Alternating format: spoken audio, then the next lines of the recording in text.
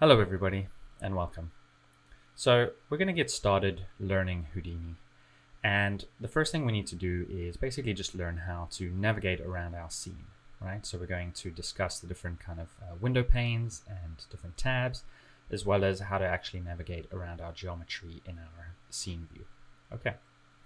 Now, with these kinds of things, learning the navigation, it tends to be just a lot of sort of very dry information that is not really going to stick in your mind very much. So we're going to cover just what we need to know for now, just the very basics that we will be using regularly. And then as we continue through this course, we will learn more and more when it is relevant. Okay. But we're going to start today with the most important kind of views and sort of tabs that we're going to be making use of all the time. Right. So if we start here at the top of the scene, right, we have a menu that we would sort of expect to see in most programs, right? So we have File, where we can sort of open and save our scenes, Edit, which has preferences if you want to mess around with those, and a really good help section as well at the end here. And to the right of that, we have this drop down. Now this over here is showing the desktops. These are basically the arrangement of all these little windows that we're looking at. And by default, it's going to start with build, but these are different arrangements for, let's say if we switch to look dev, you'll see that we have a whole completely different arrangement of windows that, are designed to help for look dev. Now, build is the one that we start with, and actually that's a really good one to start with because it's simple and also has already 3 of the 4 most important windows that we need. So I'd like you guys to start with this, but what we're going to do at the end, once I've sort of shown you how to move these around and recreate them, we're going to add the 4th one and then save that as our own desktop. Okay, so here you can sort of save desktops. It'll appear in this list and you can select that desktop whenever you'd like that arrangement. Okay, now just below that we have our shelf. And we've already discussed this a little bit in our icebreaker lesson. But basically this is just a collection of pre-built tools that Houdini offers us to help us kind of, take some shortcuts. Some of them, like the cameras and lights, are things that we're going to continue to use. So they're sort of a convenience tool, something that even when we're very experienced, we're just using this as a time saver, right? But other things like, especially the more advanced effects, you'll generally find that these are almost here to help you learn that effect. But once you've learned it, the shelf tool really kind of takes a few it assumes a couple of things and sets it up in a way that is maybe not ideal for you and your exact scene.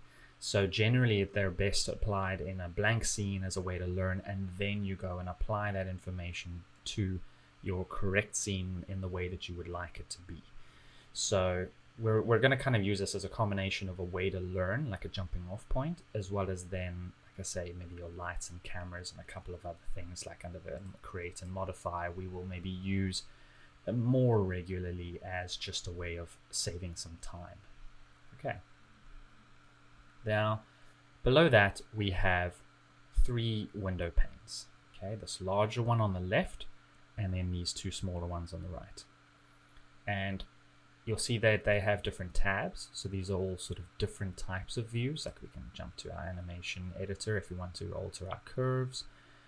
But what we're going to do is we're just going to start and discuss the 3 most important ones, which are actually the 3 that we're looking at right now, right? So we have our scene view, which is obviously very important because we need to see what our geometry looks like. We can't operate blind. We need to see what our scene looks like. Okay. And then to the right of that, we have our network view at the bottom here and our parameters. Okay. And these 2 will go hand in hand because the parameters that we're going to see here are going to be whatever node is selected. Okay. But also the scene view and the network view kind of go hand in hand because when we select geometry in our viewport, it will show as selected in our network view and vice versa. Okay, so we're going to start with the scene view and just kind of learn how to navigate some basic geometry, and then as we go you'll see kind of what is happening simultaneously in the network view and the parameters.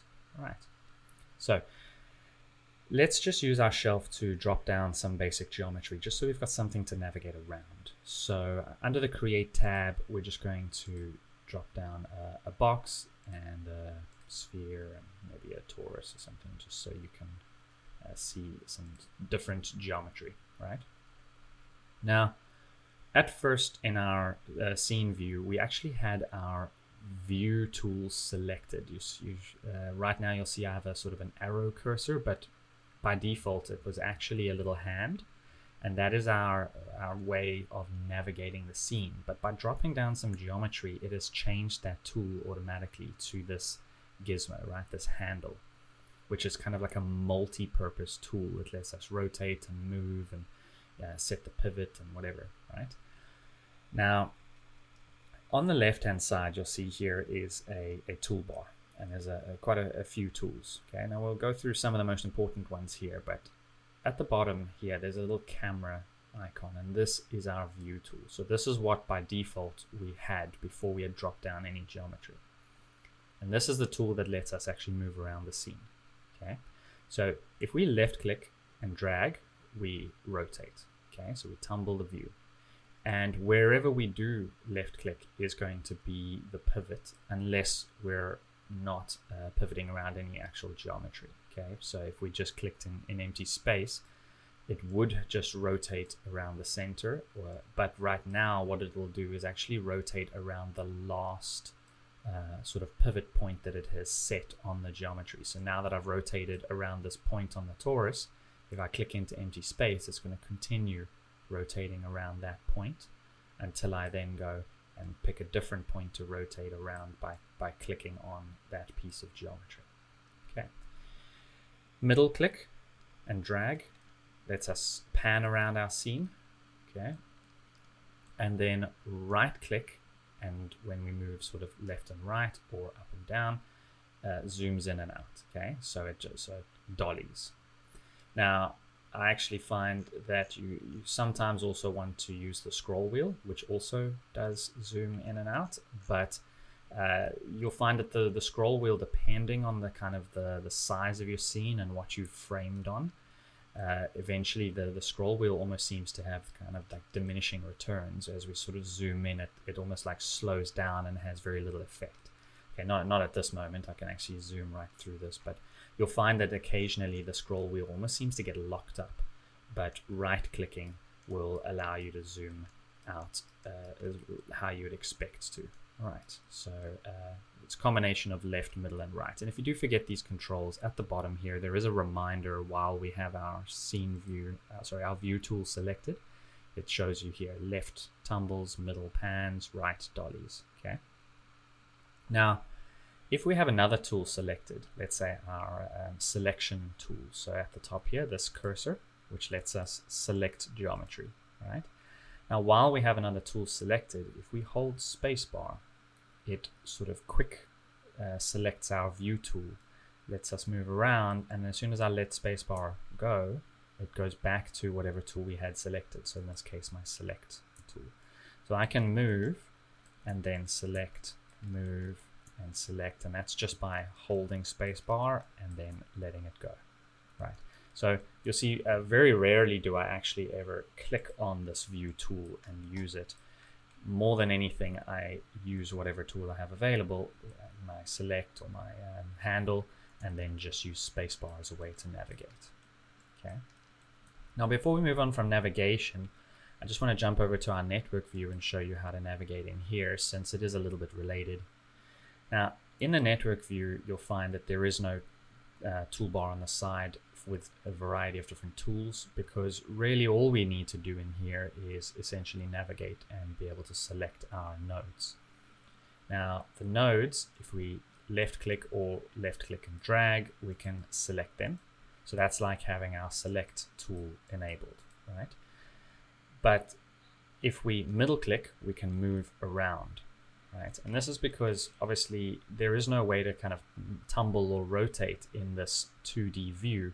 So left click is select, while middle click is just navigate, and right is going to zoom, as well as the scroll wheel. So it's kind of like a combination of the navigation tool over here, the view tool, and the select, because left click, which would rotate, has now just been swapped with select.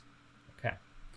So, and you'll see as we select nodes, the relevant geometry in our viewport also changes, and you'll see our parameter sheet changes to that individual object. Okay, so you can see here the translation values change depending on which object I have selected. Okay, so back to our viewport. Right now, so we've discussed the select tool here a little bit, but there are some extra options. You'll see there's a tiny little arrow on the right hand side of this, and that means that there are extra options. So if we left click and hold, or if we right click on it, it will come up with the different options, right? And so there are different ways of selecting, like we can change to a lasso select or a brush picking. We can also choose whether dragging a selection will replace or will just add to our selection. So there's a couple of other options, but also above our select tool are sort of 3 different modes for selecting. Okay, the top one is essentially for selecting full objects. Now what it means by an object, and we will go into this in a little bit more detail later, you'll probably understand it better when we discuss how Houdini actually works, but essentially when we talk about selecting an object, we mean the node. Okay, like the entire node. So if all 3 of these were merged into one node, then when we select one, it would select all of them. Okay, and so it doesn't matter if they're actually separated by some blank space. If they are inside of one node, they count as one geometry. At the moment, they are 3 individual objects because they are 3 individual nodes. And so this mode lets us select entire objects.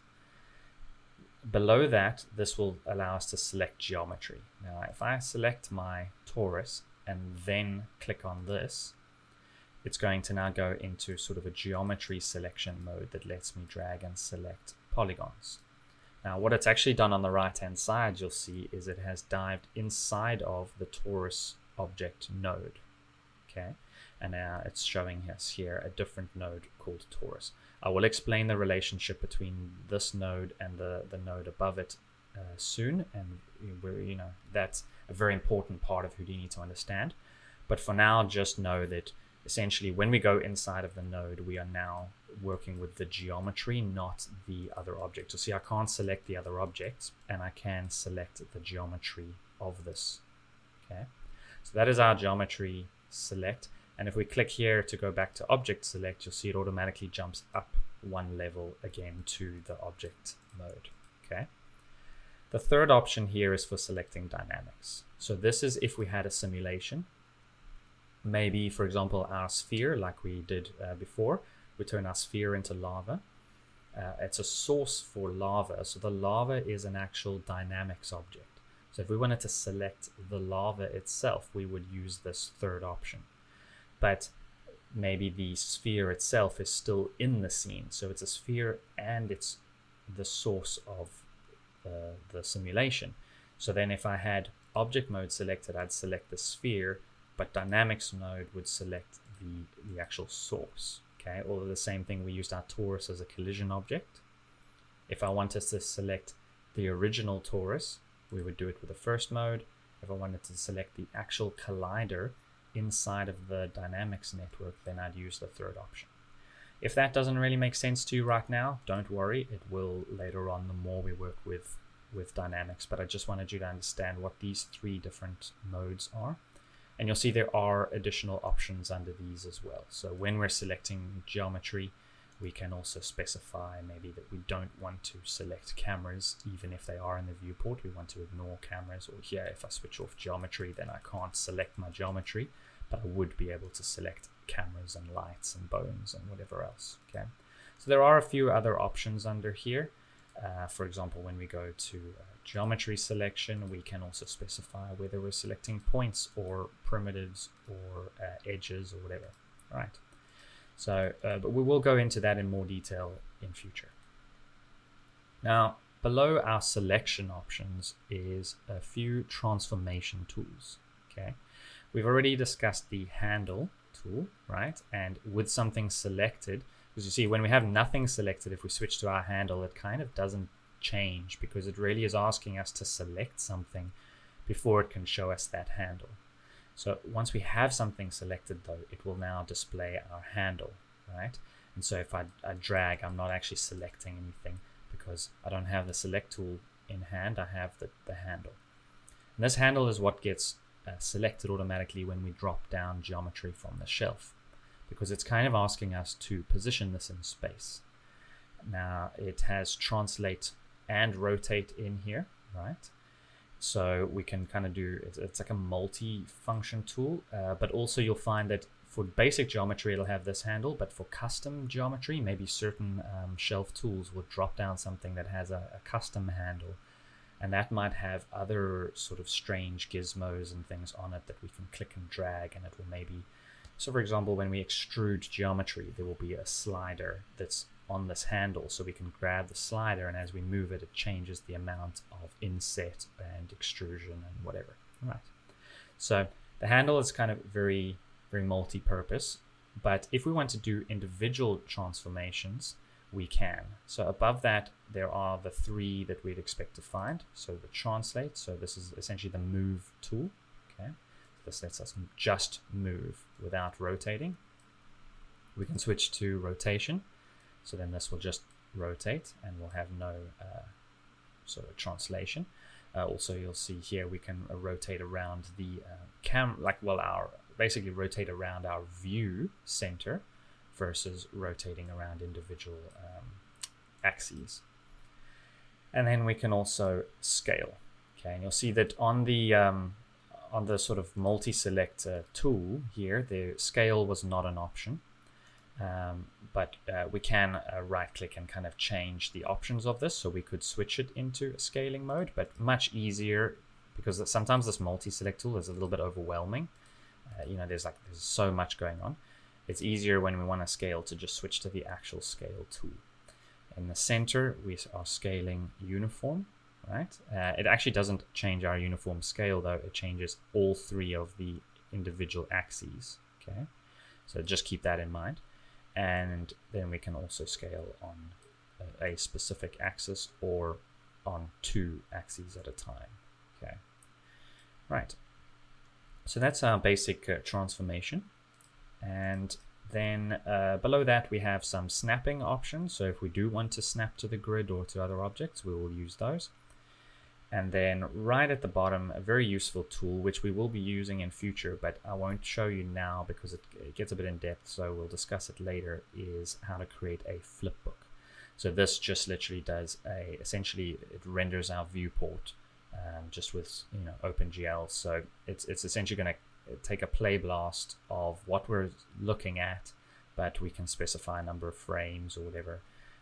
And then we can write that out as an image sequence. So if we want to just test what's happening in our simulation and maybe it's really slow, we would run this tool as a way to then be able to play it back in real time. Okay.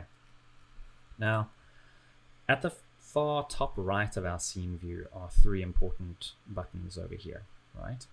And one thing you'll notice if you are coming from another 3D program, there is a tendency in most other programs, because modeling is quite important, especially as a first step, that there will be multiple scene views. So within the scene view, it's divided into 4, right? So on this top right button, if you want that, you can do that.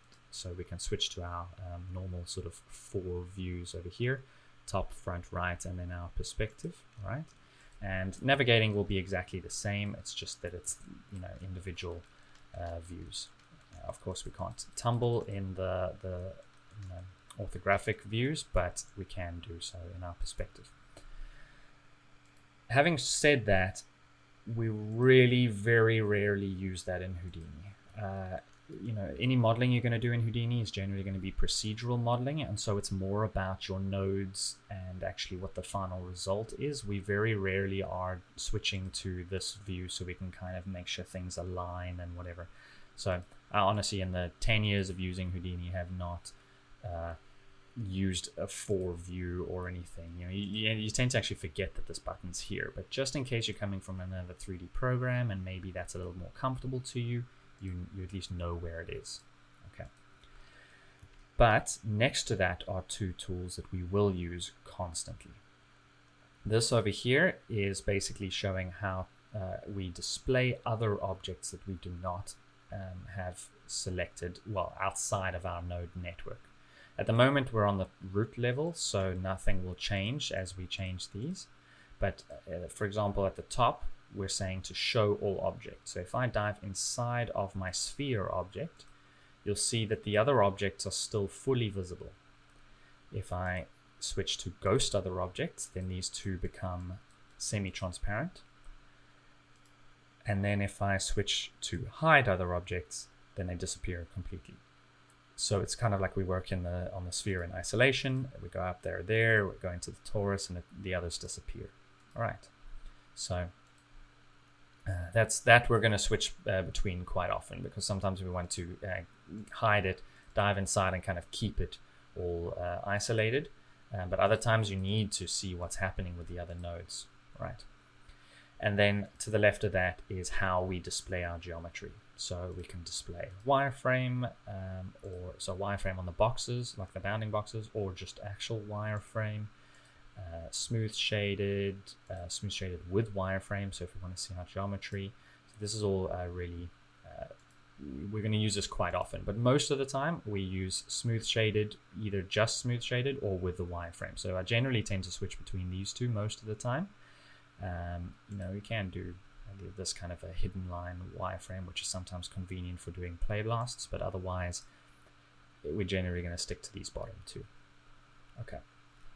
Then just below that as well, you'll see over here, we can change our view to a different type of view. So inside, we're in a perspective view, and like we saw here where we have these four different views, we can switch this if we want to a top view or a front view or whatever. Okay. This is also where our UVs are. So if we want to see our UVs, it's not a separate tab. Okay. So if you're looking for it, it is still your scene view, but it's just under here. Okay. Although most of the time we're just going to use our perspective. And then if we have a camera, we will be selecting it through here. What's also cool in Houdini is you can look through your lights as though they're cameras. So we can do that, but we also don't have any lights at the moment, so there's nothing in our list, but we would be able to look through them and actually move around and arrange the lights in that same way. And then on the right hand side, we have, these are essentially options for what we display in our viewport. Okay, on the left is more sort of these interactive tools, but on the right, this is kind of like what we want to visualize, and mostly it's things to assist us with working. Okay, so the top button over here, this will switch on and off our grid.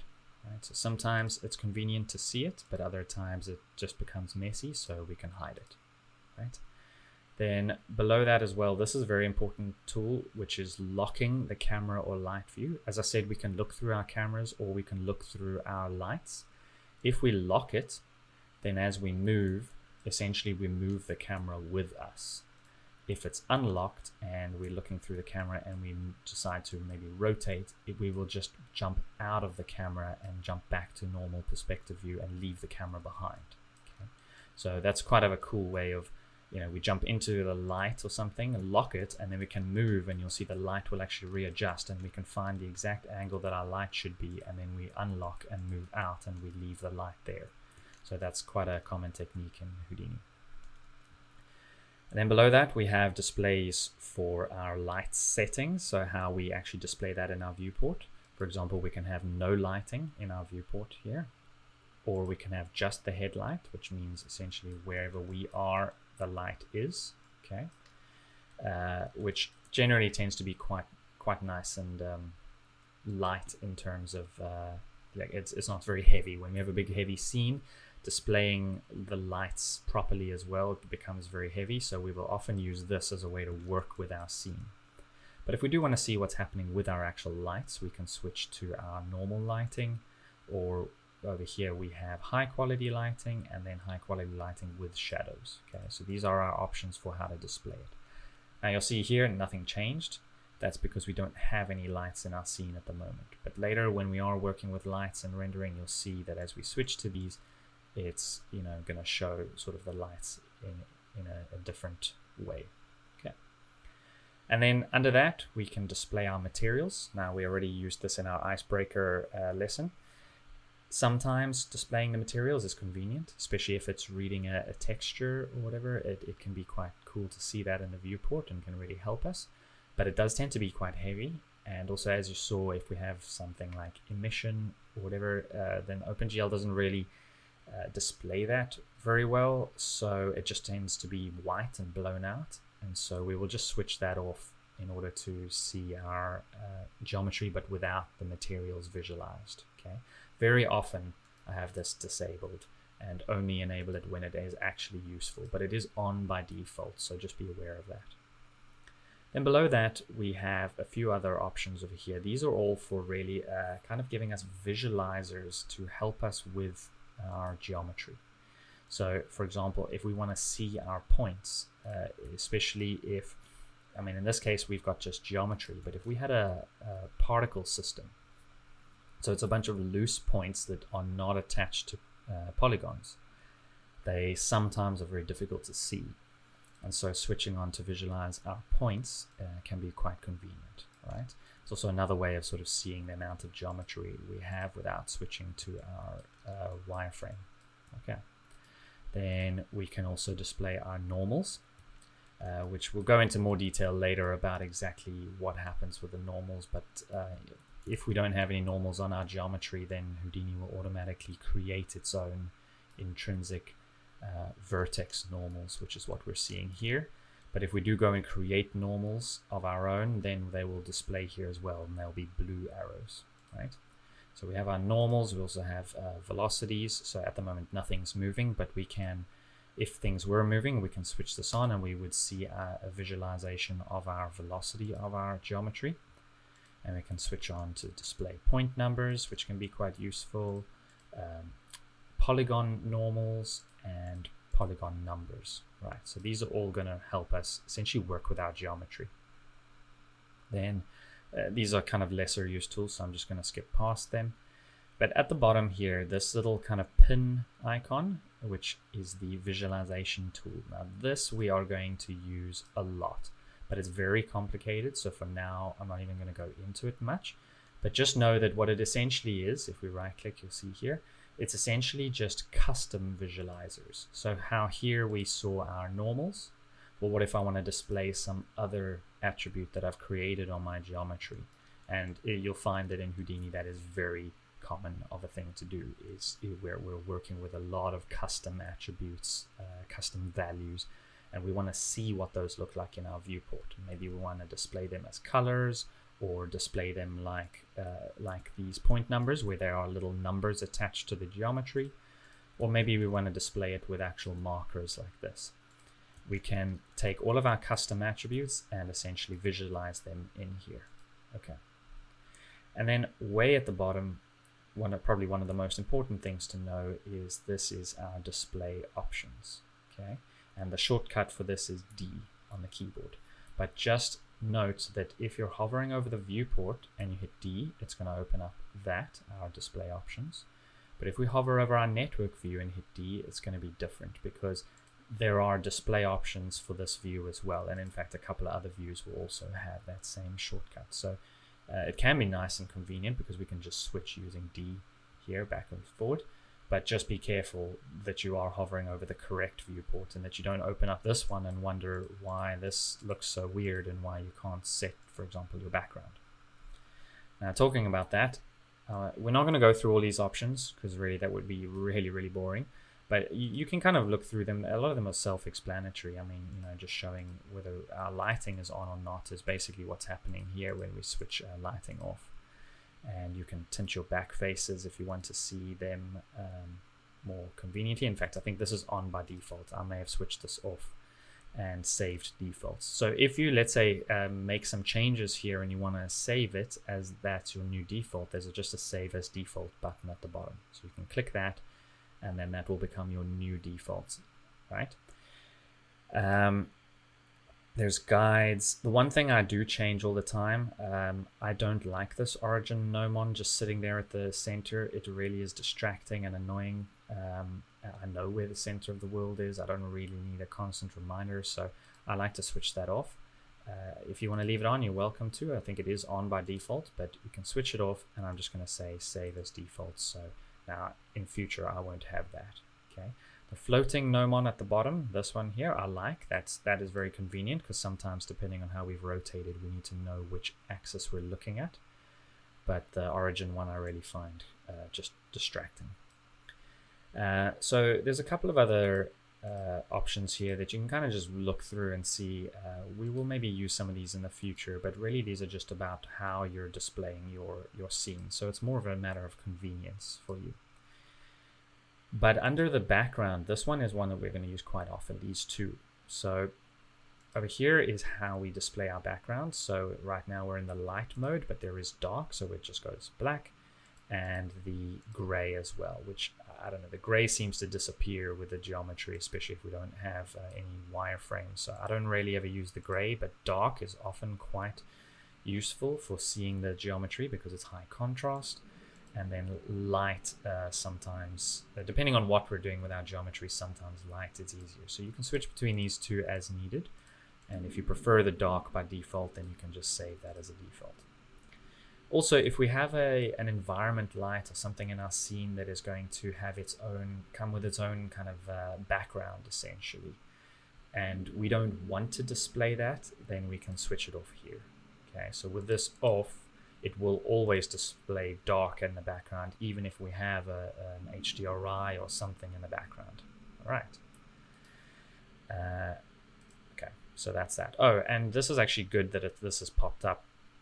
If you're working with Windows, there will be this Houdini console that will appear sometimes, right? If there's any Python sort of text printed or warnings or things printed, then it will pop this Houdini console up and sort of show you that error. And please do not close this.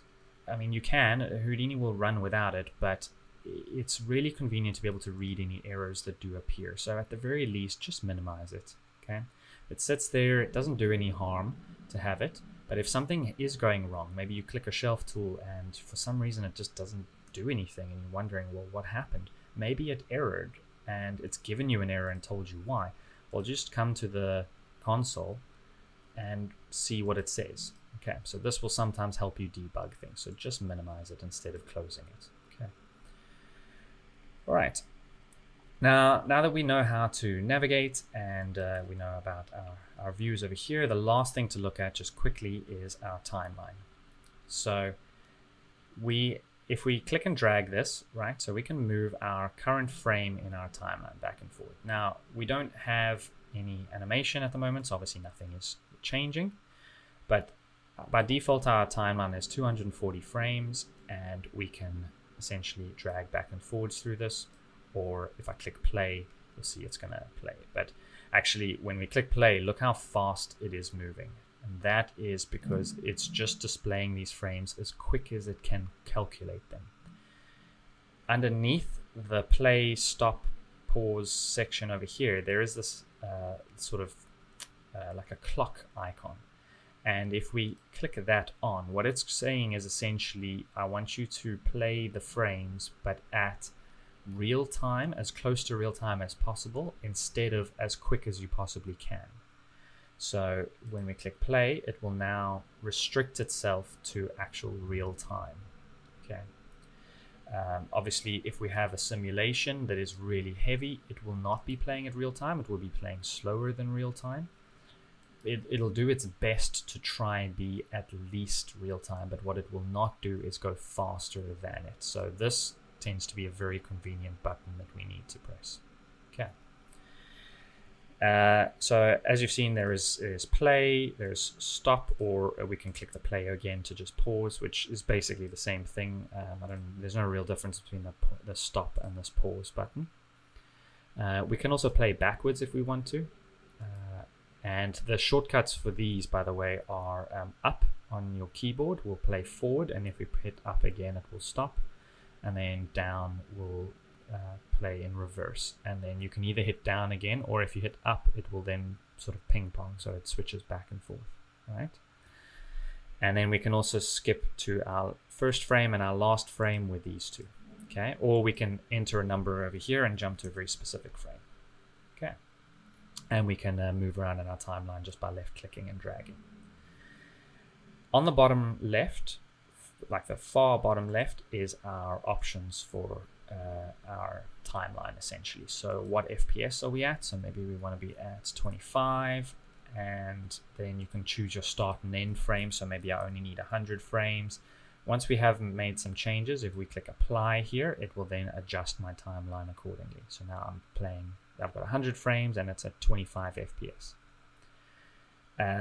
Then also something really interesting, don't have it enabled all the time, but we will sometimes use this to check if we have subframes, is to look at our non-integer frame value. So with this on, when we move forward a frame, it is going to literally, so if we push right on our keyboard, we can move in single frames.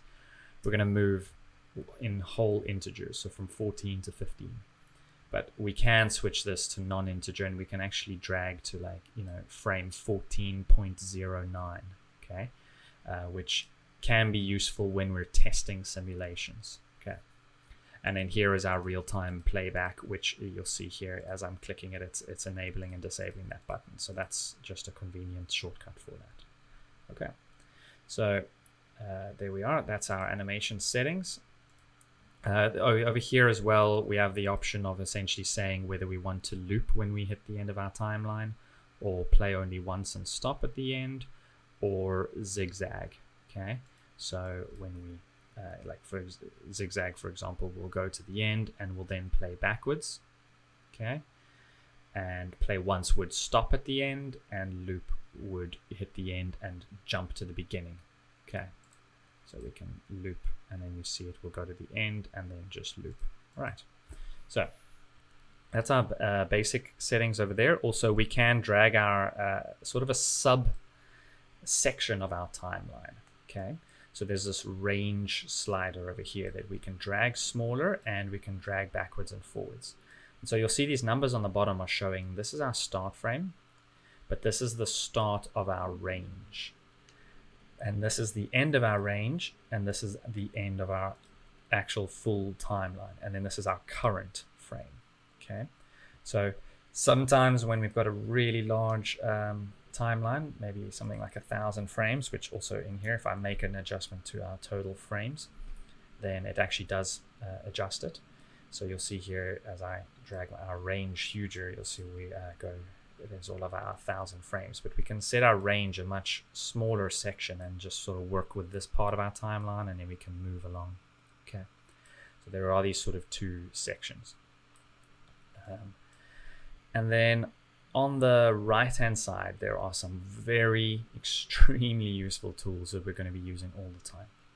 So when we get more into Houdini and understand exactly how it works, we're going to learn about how it kind of calculates data and does what we call cooking. Okay, so cooking is essentially calculating our live node network and then displaying and caching a single frame, right? But sometimes that can be a very heavy process, and we want to essentially tell it, okay, stop cooking. Like, let us just work with the nodes themselves, but don't display anything in the viewport here. So just freeze the viewport and let me go and adjust my settings, and then say, okay, now go calculate everything. Because sometimes as you're adjusting settings, it gets really slow. You make one small tweak to this value, and then it has to recalculate for like 5 minutes, and then you want to change another value, and it has to recalculate for 5 minutes, and that's not convenient. So on the far bottom right over here, this drop down lets us essentially say auto update, which is every time we make an adjustment to a setting, it's going to re-cook everything. Or manual, which says freeze, like don't do anything. I'm just going to adjust numbers and then you can recook later. Okay, so over here we can come and adjust where this box is and do whatever we want, and nothing's going to change in our viewport until we set back to auto update. Okay, and then the kind of halfway point between that is on mouse up. Okay, and that is if we, for example, are dragging a slider of any kind. Sometimes, because as we're dragging a slider, this value you see is changing constantly. And could you imagine if it had to recalculate, if it was even 10 seconds? Imagine 10 seconds every time this number changes. We'd be here all day. But if it on mouse up, if I'm dragging a slider, it does not adjust itself until I let go, and then it will take that. Whereas in auto update mode, you can see it adjusts in real time. Now that's fine if it can do it in real time, but when we're working with very big simulations, it's not going to be able to do that. And so as we're dragging, it's just going to take forever. Okay, so these are three very convenient options, and we're going to. I don't really tend to use on mouse up, but auto update and manual we will switch between all the time. And then there's also another button kind of similar to that on the left hand side, which is this. It's a little brain. Okay. And what the brain is doing is when we click it, it's disabling any simulations.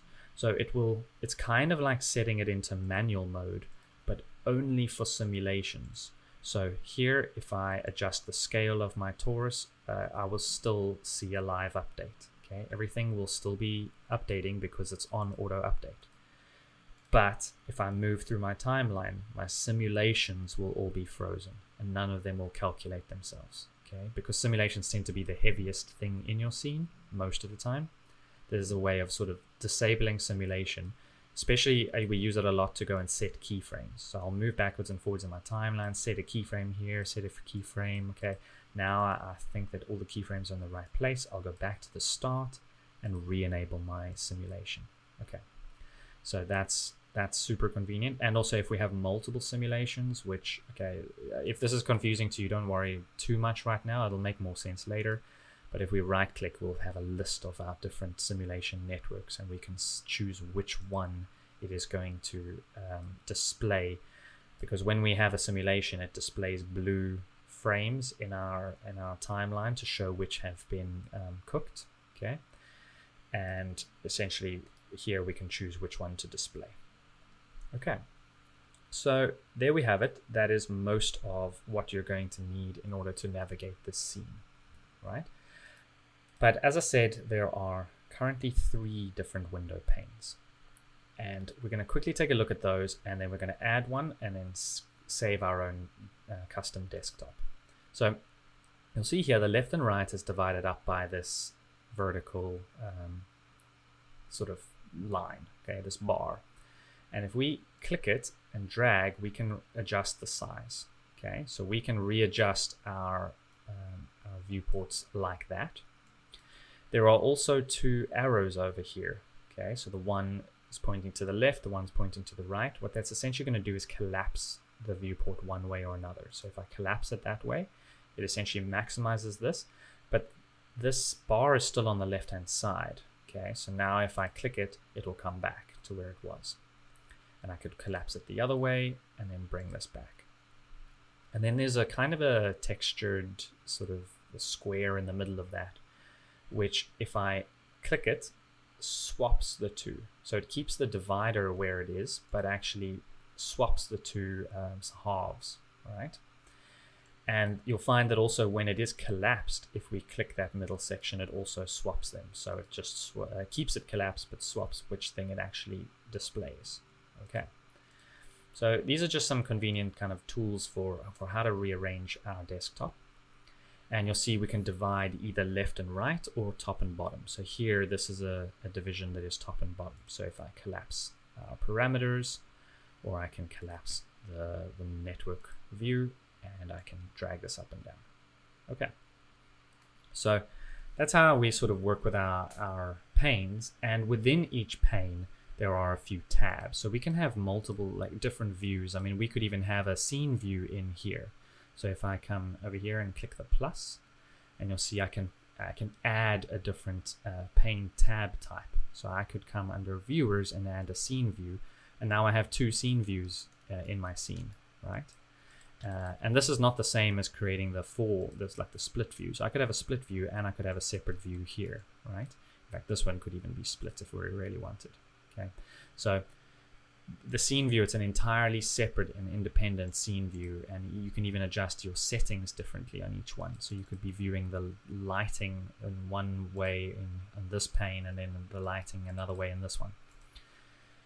Now, there are lots of tabs, lots of different window types, so we're not going to go through all of them. As we use them, you'll start to become familiar with them, right? But some of the sort of highlights, obviously our network view where we have our nodes. This is super important. Our parameter view, obviously very important because we need to be able to adjust the parameters of our nodes. Our scene view so that we are not working blind. Our render view when we want to render. And then one of the most important ones that isn't here, although I think I might have accidentally closed it. I think by default it is at the end here, is called geometry spreadsheet. Now that's the one that we're going to be adding into this view because it is vital. Okay, I don't even like it as a separate tab because what I want you to do, and please trust me on this, you need to have that displayed all the time. Especially if you're new to Houdini, it is going to be the thing that is going to teach you the most about Houdini and what is happening under the hood. In Houdini, attributes on geometry are probably the most important thing about it. It's the thing that makes it so powerful. And if we don't see it, then we don't get used to it. All right? And the more we see it, then you start to understand it more, rely on it, and as soon as you do, you can use that to your advantage. So please trust me. So what we're going to do is we're going to take this scene view on the left hand side and we're going to split it top and bottom to create another panel.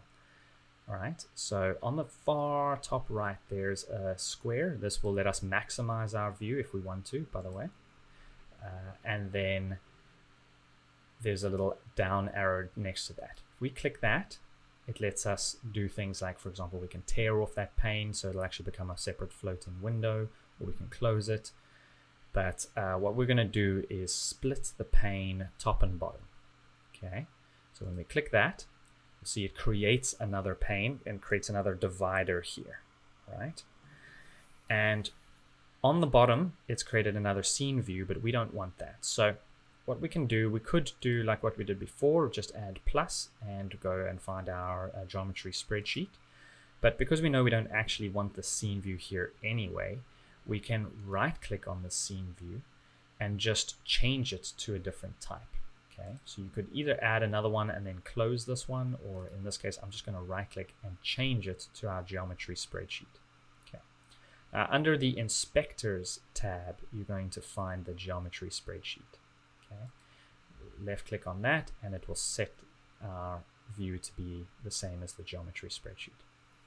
And then we don't need to see it so huge the whole time, so we can drag it down a little bit and use just the bottom section here, but just the fact that we're seeing it is going to be really convenient. Okay, so you can arrange it however you want, but I prefer to just keep it at the bottom of my scene view like this, and then on the right hand side we're going to use our network view and our parameters.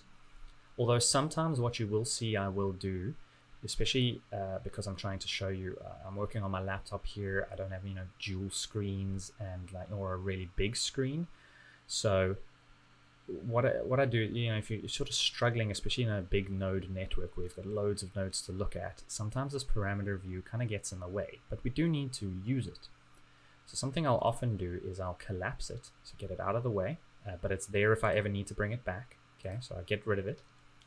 But then with a node selected and our cursor over the network view, if we hit P on our keyboard, then it pops up just like a floating parameter view within our network view.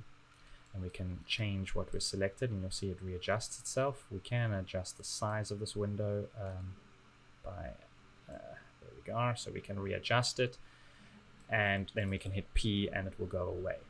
And so often I'll actually just work this way. I'll select whatever node I want, and when I want to actually change a parameter, I'll hit P, adjust it, and then get rid of it. I say get rid of it because it tends to get in the way. This one's not too large, but if you have loads of parameters, it just ends up being huge and taking up sometimes the entire screen. So that's fine. I'll pop it up, make the adjustments, and then hit P, move to the next node, pop it up, make the adjustments. So sometimes I like to work this way, and so I'll sometimes, you'll see me do that, or I might even set this as my default desktop, because sometimes this, especially on a laptop, this just really is taking up so much space, and then it's a pain to have to try and click it to get rid of it every time. Okay, whereas hitting P on the keyboard is a lot easier. So I'm going to work this way, but you are welcome to keep this, and also if you've got dual screens, you can set things up your own way. Okay, so now I'm quite happy with my viewport, right? So we're going to save this as a desktop. So at the top here where it says build, we're going to just click that. We're going to then say save current desktop as, and then we can call this whatever we want. So let's call this fundamentals, right? So we'll name it after the course, and we'll just click save. So now you'll see it pops up saying, all right, we've saved your view. So when we click here, it's in our list, and it will now always be in our list. By default, when we open Houdini, it will still be in build mode though. But you can change that by coming under Edit, Preferences, and then we can just go to the first one, because all of these are linked. So just go to the first one, and what you'll find is there's a drop-down list here where you can switch backwards and forwards between all the different options. But in the very first one, General User Interface, is our startup in desktop. So it's saying which one do you want to start up in by default. And so we're just going to go to fundamentals and say, okay, this is what I want you to always open into. And then when we accept that, now if we opened a brand new Houdini, it would look like this. Okay. And you'll see in here in our viewport, because I went and set my background to dark and I said save as default, it will be dark as well. But if this has reverted itself to light, it's because you haven't saved it as default. So if you want to, you can go and switch it back and then say save as default. But just be careful, it saves everything. So if you've gone and maybe switched off your grid temporarily, but you actually prefer it to be there by default, when you click save as default, then when you revert, you see that your grid will not be there. So be careful what you do, okay? Set it up to display exactly how you want, and then save it as default. Okay, so there we are. That's essentially just the basics of how to navigate in our viewport, how to navigate the different panes, resize them, save them as your own desktop. And so I hope that was okay. Not too much information, but this is all vital. We're going to be using this, and basically from now moving forward, we're going to use everything we just spoke about. There is a lot more, as you can see. There's how do we navigate our animation view, our render view, the compositing view, there's so many, there's loads that aren't even displayed yet, but we will get to those in time. Okay, so thank you everyone, and I'll see you in the next lesson.